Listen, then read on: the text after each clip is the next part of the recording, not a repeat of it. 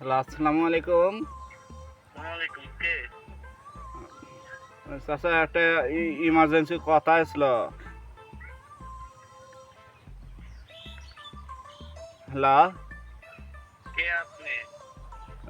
চাচা আমার চিনবে না না ওই আমার একটা ইমার্জেন্সি কথা আসলো কমো হ্যাঁ বলেন। ভাই হে বলি তাইলে নাকি? তো বলেন। আজ আমার মন ভালো নেই।